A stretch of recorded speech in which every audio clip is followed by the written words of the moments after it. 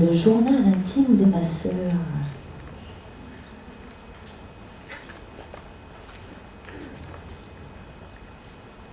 « 1er octobre, avant dîner.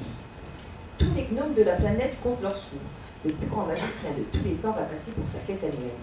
J'ai nommé Harry Potter, le type qui transforme le papier en or massif. Sophie la parfaite, dite aussi sœur cadette ingrate, se prépare activement à célébrer. Elle sera la première à acheter le bouquin, la première à le lire, la première à dire qu'il est encore mieux que celui de l'année dernière. Dommage qu'elle en joue juste en 6e, elle n'a pas assez de vocabulaire pour se taper en anglais. Pas grave Sophie, ce sera pour la rentrée prochaine. Et il sera encore mieux que celui de cette année. Moi, franchement, il faudrait me payer pour que j'aille faire la queue juste pour acheter un bouquin. Surtout un bouquin que tout le monde a lu. Je me demande ce que ma sœur préfère, faire la queue ou lire le livre. Je crois que c'est faire la queue. Si elle aimait lire, on verrait autre chose que Titeuf sur son étagère. Le temps que les gens perdent à lire des livres, ça me tue.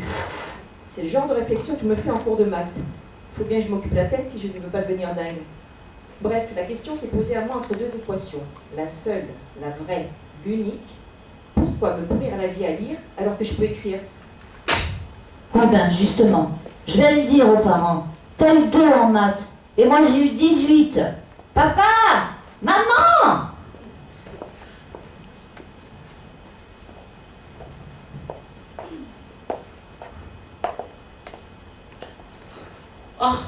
Oh, bah c'était bien vrai. Hein.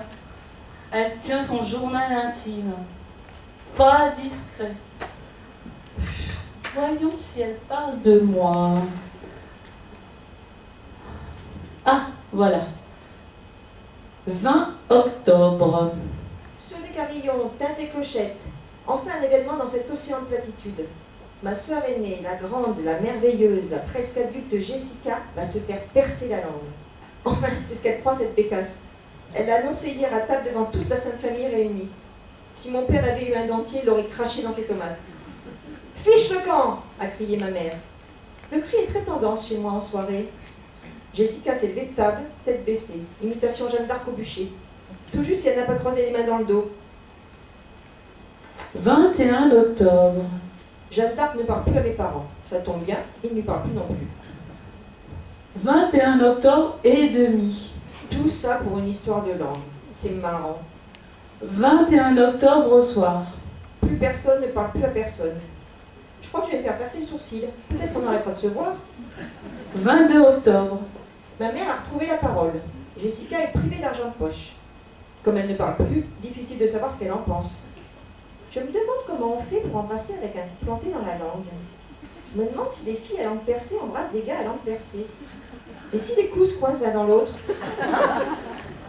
Ouais, parce qu'elle a déjà embrassé quelqu'un, elle.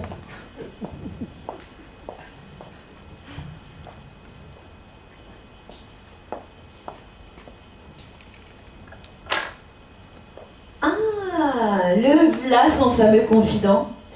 Comme si elle peut pas me faire confiance à moi, Lola, sa meilleure amie. Bon, qu'est-ce qu'elle dit?